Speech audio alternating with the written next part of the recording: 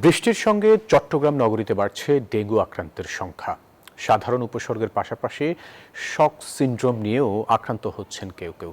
এরই মধ্যে নগরের ৮টি ওয়ার্ডকে ডেঙ্গুর উচ্চ ঝুঁকিপূর্ণ হিসেবে চিহ্নিত করেছে স্বাস্থ্য বিভাগ। চট্টগ্রাম থেকে নয়ন বড়ুয়া জয়ের তথ্যচিত্রে ডেস্ক রিপোর্ট। বৃষ্টিতেই চট্টগ্রামে চোখ রাঙাচ্ছে ডেঙ্গু। মাত্র ২.৫ মাসের ব্যবধানে জেলায় ডেঙ্গু আক্রান্ত রোগী বেড়েছে ৪ গুণের বেশি।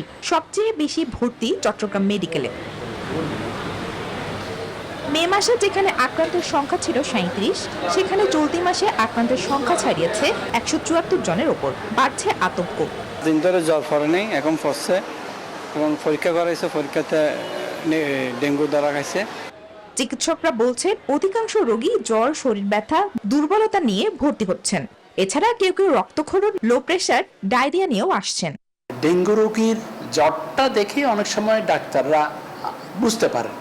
যদি কারো হঠাৎ করে খুব তীব্র মাত্রার জ্বর হয়, সাথে শরীর ব্যথা, মাথা ব্যথা ইত্যাদি থাকে, তাহলে সেই রোগীগুলো এই সময়টাতে আমরা প্রাথমিকভাবে ডেঙ্গু হিসাবে প্রথমে সন্দেহ করি।